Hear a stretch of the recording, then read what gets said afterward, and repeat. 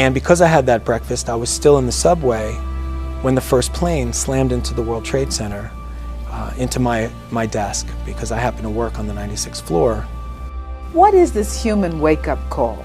To me, you don't have to wait until you have a near miss or experience some kind of loss, some kind of curveball that life throws you before you actually wake up. You know, you have that moment of truth where all of a sudden your values come forth, where everything is aligned and you see the kind of life that you really want to have, but you realize you're not quite living it that way, and yet you're not doing anything about it. So as a human wake-up call, I'm going to give you that wake-up call. We're going to get you that dose of perspective. We're going to help you align back with those values, but not only as an intention, right? Because there's one thing to have intentions, but it's quite another to actually start taking the steps towards something.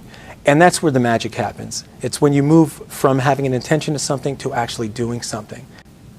Why did you come up with the human wake-up call? What in your life brought that forward for you? I was at a time where I was at a crossroads in my life. I was at a job. It was okay. It was fine. But it wasn't very fulfilling. But it was a place for me to catch my breath. And over time, I had moved out of the city, and I had a 4-hour commute each day, 2 hours each way. Now, where I lived outside of New York, somehow that's acceptable, right? It's a little bit long, but it's acceptable. And when you look around and you see other people doing that, your perspective is completely skewed. But the cost started adding up. So I wasn't seeing my daughter in the morning. She was only 1. I'd come home, she'd be sleeping, and days turned into weeks, turned into months.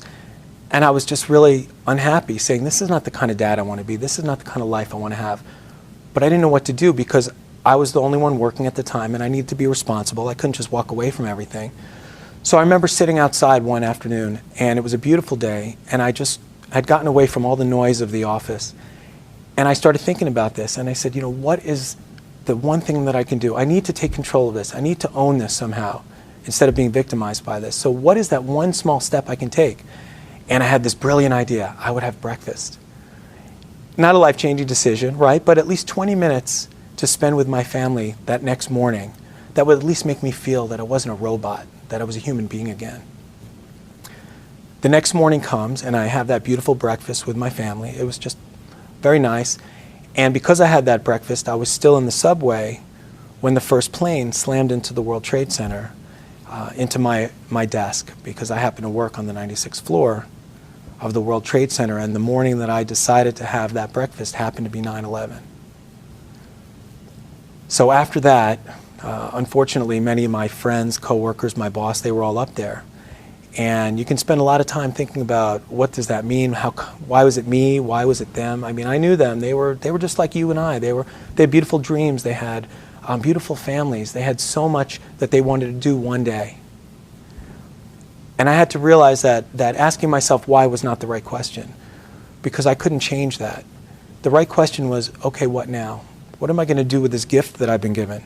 And I had this whole new sense of responsibility about it, because I was given this gift. And I realized that while I may not know what I want yet, I need to own the quest to get there. No more floating down the river. And so many people that I see that I work with, everything's fine. You know, but when you tell me that things are fine, I know that you need a wake-up call, because fine is not enough. Fine is a place that you use to catch your breath, to get stable, to refocus, to regroup. But it is not a place that you want to stay. And too many times we get complacent there, and things are fine. They're not bad enough to be that wake-up call for us, to be that catalyst for change, but yet they're not really what we want. If we felt we had more choice, we might choose something different, but we get stuck in that middle ground of fine. And I knew that that was no longer an option. That was not acceptable anymore. How do people find you to work with you? The best way is just to go to my website, HUMANWakeUpCall.com, and on there, take the quiz. Do you need a wake-up call? It's a great place to start. It's fun, it's short, it's interactive, and you'll see where you stand. It'll give you an opportunity to view your life from a whole different perspective. And then they can sign up to be in touch with you? Yeah, absolutely. So on there's a lot of information about my speaking, about our coaching programs. I happen to have a team of coaches all over the country that are excellent. And so it's always about finding the right fit and making sure that it's the right message for you, that you really feel connected to this, that it's something that's going to pull you forward. That's what you want to have.